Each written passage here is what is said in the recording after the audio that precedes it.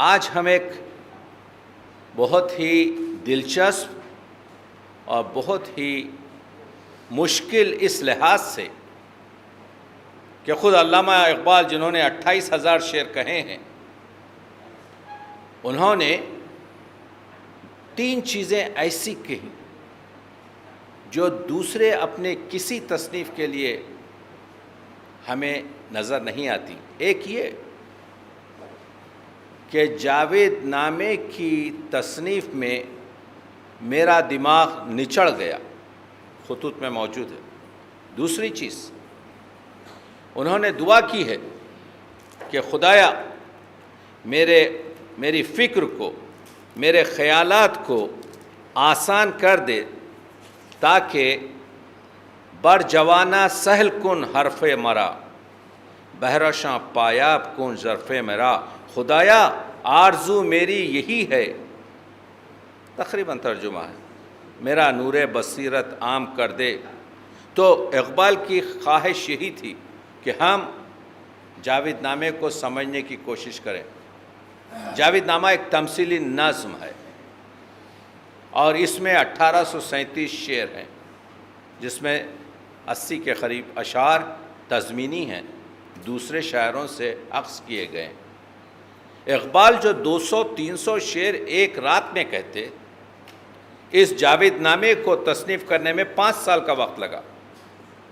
اگرچہ آپ اگر دیکھیں، چودھری محمد حسین نے کہا اور لکھا کہ 1929 میں جاوید نامے کا کام شروع ہوا اور جاوید نامہ 1932 میں شائع ہوا، یعنی 3 سال میں۔ لیکن اگر آپ سید نذیر نیازی کا خط دیکھیں تو وہ یہ کہتے ہیں کہ جب ہم عابد حسین صاحب جو جامع ملیہ کے ان کے ساتھ علامہ اقبال کے پاس پہنچے تو انہوں نے اپنی بیات سے جو چند شعر سنائے وہ جز ہوئے جاوید نامے کا۔ تو مطلب یہ ہے کہ جاوید نامہ 1927 سے لے کر 1932 5 سال میں اقبال نے صرف 1800 کے قریب اشعار لکھے۔ کیوں؟ اس کی وجہ سے جاوید نامہ فارسی میں ہے، اور جو لوگ فارسی ادب سے واقف ہیں انہوں نے جاوید نامے کو فارسی کی 5 بڑی کتابوں میں شامل کیا ہے۔ ایک شاہنامہ فردوسی، دوسرا گلستان سعدی، تیسرا دیوان حافظ، چوتھا مثنوی مانوی مولوی، 5واں جاوید نامہ اقبال لاہوری۔ تو آپ دیکھ رہے ہیں کہ عظمت جاوید نامے کی کیا ہے۔ جاوید نامہ، افسوس ہے کہ ہمارے پاس ریڈرشپ نہیں ہے۔ دیکھیے، میرے لیکچر دینے کا انداز یہ ہے، میں کاغذوں سے نہیں پڑھتا بلکہ میں آپ سے بات کر رہا ہوں۔ ہمارے پاس ریڈرشپ نہیں ہے۔ جب جاوید نامہ 1932 میں شائع ہوا، اور جس کے بارے میں تیسری چیز جو میں بھول گیا وہ کہنا کہ اقبال نے اس کا تعارف پیسے اخبار میں خود لکھ کر شائع کیا تھا، نام تو چودھری محمد حسین کا تھا۔ اقبال نے کسی اپنی تصنیف کے لیے اس طرح سے اخبار میں کہیں نہیں بتایا کہ اس تمثیلی نظم میں کیا ہے۔ تو کتنی اہمیت اقبال دے رہے ہیں اس جاوید نامے کے لیے۔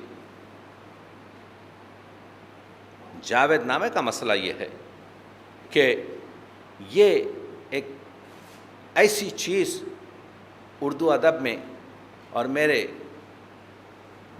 محدود مطالعے میں فارسی ادب میں موجود نہیں ہے۔ خود اقبال نے اس پر کئی سال غور کیا ہے۔ میرے اس لیکچر میں آپ دیکھیں گے کہ اقبال کے نثری جو کارنامہ ہے، دا ریکنسٹرکشن آف تھاٹس ان اسلام، تشکیل جدید الہیات اسلامیہ، وہ اپنی جگہ 7 خطبات ہیں، ہم ان سے تقابل نہیں کر رہے ہیں یہاں۔ لیکن جاوید نامے میں اقبال خود لکھتے ہیں کہ میں نے 3 کتابوں سے استفادہ کیا. ایک ڈانٹے کی ڈیوائن کامیڈی، دوسری ابن عربی کی فتوحات مکیہ، اور تیسری ابو العلا مورہ کی الغفران. ان کا مطالعہ کیا. میرے اندازے کے مطابق 27 یا 28 خطوط اقبال کے جو 1496 ہمارے پاس خطوط ہیں، اس میں جاوید نامے کے بارے میں گفتگو کر رہے ہیں، کسی سے کتاب لے رہے ہیں، کسی سے کتاب طلب کر رہے ہیں. موضوع کا جو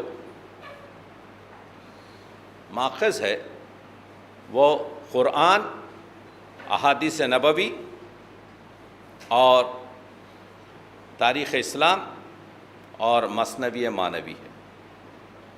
اشاروں میں بات کر رہا ہوں اس وجہ سے کہ بہت کم وقت میں مجھے بہت سی چیزیں کہنا ہے، تو آپ میرے ساتھ رہیے.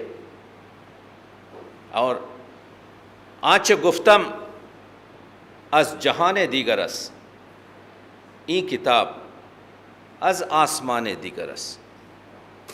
یعنی جو چیز بھی اس کتاب میں کہا گیا ہے اس کا تعلق دوسری تصانیف سے جدا ہے. من کے نومیدم ز پیران کہن، دارم از روزی کے می آیت سخن، بڑ جوانا سہل کن حرف مرا. جو ابھی میں نے پڑھا کہ یعنی عمر رسیدہ اور کہنہ افراد سے میں نا امید ہوں، لیکن امیدوار ہوں کہ ایک روز مجھے سمجھا جائے گا. آج ہم JNU میں بیٹھے ہوئے جاوید نامے کو سمجھنے کی کوشش کر رہے ہیں. غالب نے کہا تھا میں اندلی پہ گلشن نا آفریدہ ہوں. اقبال نے 2 یا 3 مقامات پر اسی مسئلے کو پیش کیا ہے کہ ابھی مجھے سمجھنے والے. جب شاعر اپنے وقت سے پہلے پیدا ہوتا ہے تو زمانہ اس کو سزا دیتا ہے، اس کا دور سزا دیتا ہے، اس کو سمجھنے کی کوشش نہیں کرتا، بلکہ یہ سمجھتا ہے کہ کیا عبث، کیا بیکار بکواس کر رہا. یہی الزام غالب پر تھا. لیکن آج غالب پوری دنیا میں پڑھا جا رہا ہے. غالب سے زیادہ آج اردو ادب کا عظیم شاعر جس کے بارے میں مختلف کام ہو رہے ہیں کہیں اور نہیں ہے. اقبال نے جو فرسٹ ایڈیشن شائع کیا تھا اس میں 2 شعر لکھے تھے. مجھے نہیں معلوم سیکنڈ ایڈیشن میں وہ 2 شعر کیوں نکال دیے گئے. میں اس وجہ سے پیش کر رہا ہوں یہ چیزیں، یہ نکات اسکالرز کے سامنے پیش کر رہا ہوں تاکہ آپ لوگ تحقیق کریں، آپ لوگ جاننے کی کوشش کریں کہ یہ کیا اتھارٹی ہے ہماری کہ ہم جب صاحب تصنیف نے یہ 2 شعر رکھے تو ہم کون ہوتے ہیں. یہ 2 شعر کو ہم نے نکال کے پھینک دیا جو اب جاوید نامے میں نظر نہیں آتے. وہ 2 شعر تھے: خیال من بتماشائے آسماں بودست، بدوش ماہ بآغوش کہکاں بودشت، گما مبر کہ ہمیں خاکداں نشے من ماس، کہ ہر ستارے جہاں ہس یا جہاں بودس. ابھی آپ نے گزشتہ ہفتے آپ نے دیکھا کہ ایک نیا آپ کے پلانٹ دریافت ہوا ہے، ایک نئی سیارہ دریافت ہوا ہے جس میں یہ کہہ رہے ہیں کہ وہ تمام خصوصیات ہیں جو زمین میں ہیں. اقبال آج سے 100 سال پہلے اس کی گفتگو کر رہے ہیں. تو یہ 4 مصرے نکالنے کی وجہ کیا؟ اس پر تحقیق کریں. لیکچرز کے مسائل یہی ہوتے ہیں. اگر میں صرف کتاب کے مسائل آپ کے سامنے دہراتا رہوں تو وہ آپ کے توسیع لیکچر نہیں ہوتا. توسیع لیکچر ایک شخص کے بھی اگر معلومات میں اضافہ نہ ہو تو پوری طریقے سے ناکام ہے. سنگلاخ زمین ہے، آپ کو میرے ساتھ چلنا ہے. اس کے بعد ان چیزوں پر میں آ جاؤں گا کہ آپ کی توجہ خود بخود فوکس ہوتی جائے گی. جاوید نامے میں بہت اہم مباحث پر بحث کی گئی ہے. جاوید نامہ تنہا کتاب ہے جس میں کئی ادیان پر بحث کی گئی ہے: زرتشت، مسیحیت، گوتم کا عقیدہ اور اسلام. 53 سے زیادہ افراد ہیں اس میں، مختلف جگہوں کے. معلوم نہیں کہ اس کی وجہ کیا ہے. اس میں ماہیت زمان و مکان پر، ماہیت عالم اور آدم پر، مفہوم خلوت و جلوت پر، موازنہ عقل و علم، موازنہ عشق و عقل، موازنہ حکمت و عرفان، مفہوم رحمت للعالمین، معنی محمود نامحمود، فلسفہ تقدیر، فلسفہ تن و جاں، افکار بھرتری ہری، فکر نٹشہ، تصوفی اقدار، آویزش وطن، عشق محمدی، دیدار رسول اور دیدار حق جیسے مضامین پر گفتگو کی گئی ہے۔ تو آپ سمجھ سکتے ہیں کہ یہ ایک ایک عنوان جو میں نے پیش کیا ہے خود ایک سمندر ہے۔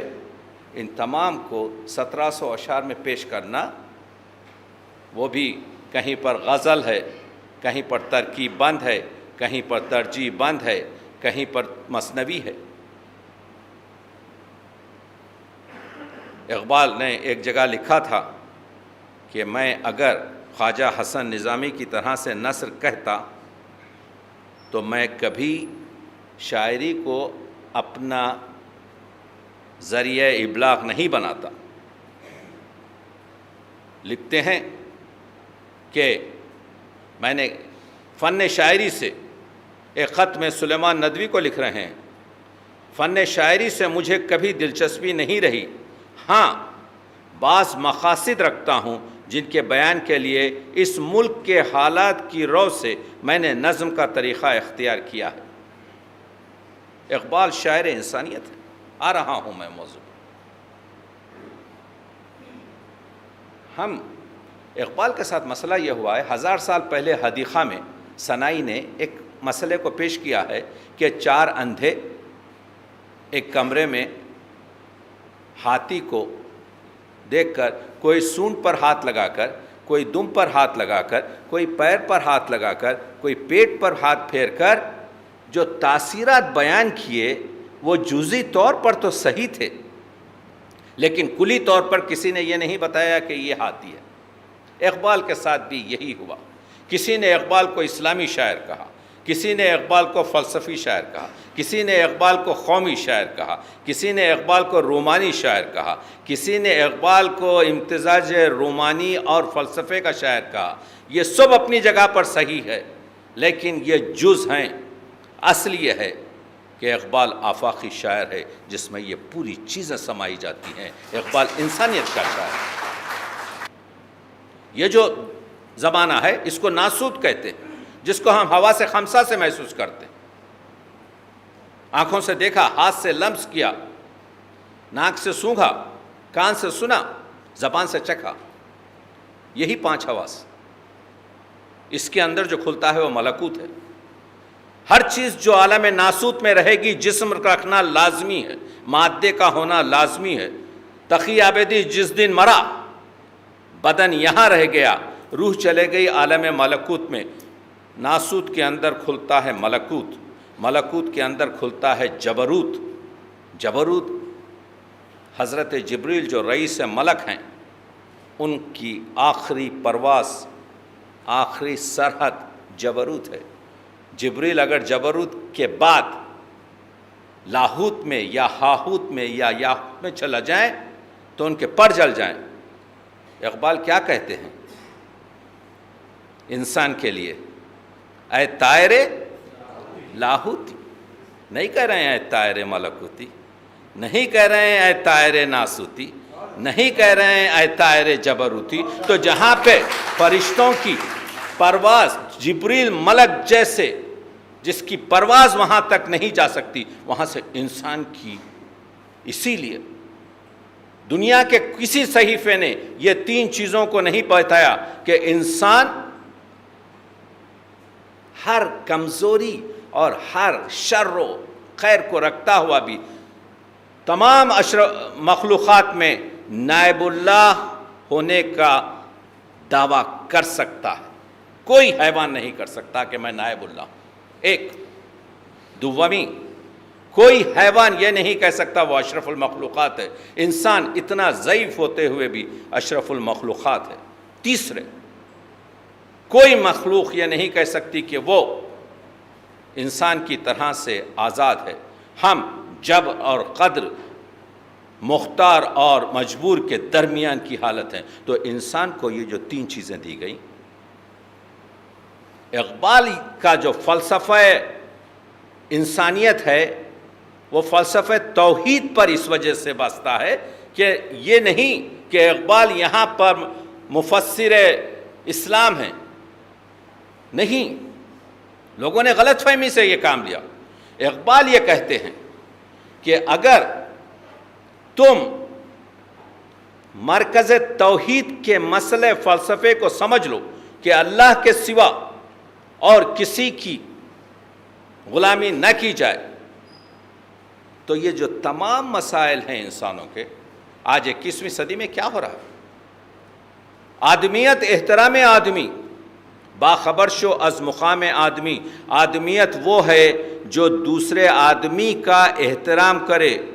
باخبر شو از مقام آدمی، آدمی کے مقام کو پہچاننے کی کوشش کرو۔ یہاں پر صرف مقام آدمی پہچانا نہیں جا رہا ہے، جس کی وجہ سے یہ سب مسائل ہو رہے ہیں۔ میں اپنے موضوع پر یہ آ رہا ہوں کہ اقبال یہ بتاتے ہیں جاوید نامے کے طور پر اور اپنے دوسرے کلام میں کہ انسان جو خلیفۃ اللہ ہے، انسان جو اشرف المخلوقات ہے، انسان جو جبر اور قدر کے درمیان اپنے کام کرنے پر آزاد ہے، وہ شخص آدم از بے بصری بندگی آدم کرد۔ انسان اندھے پن سے دوسرے انسان کا غلام بن گیا۔ گوہری داش ولی نظر قباب و جم کرد۔ وہ تو ایک ہیرا تھا، اس نے اپنا ہیرا قبا اور جم کو بخش دیا۔ یعنی از خوئے غلامی ز سگاں خار ترس، من نہ دیدم کہ سگی پیش سگی سر خم کرد۔ یعنی انسان اپنے درجے سے اتنا گر گیا کہ وہ کتے سے بھی آپ کے نیچا نظر آتا ہے، اس وجہ سے کہ میں نے کبھی ایک کتے کو دوسرے کتے کے سامنے سر جھکاتے نہیں دیکھا، لیکن میں نے انسان کو دوسرے انسان کے سامنے سر جھکاتے دیکھا۔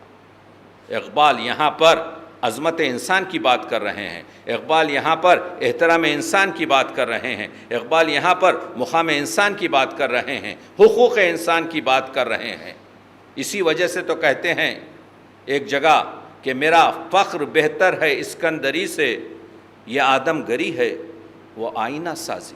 سکندر سے کیا ملا رہے ہو مجھے؟ اسکندری سے کیا ملا رہے ہو؟ وہ تو آئینہ سازی ہے۔ میں یہاں پر اپنے اس قلندری زندگی میں آدم گری کر رہا ہوں۔ برترس گردوں مقام آدمس، اصل تہذیب احترام آدمس۔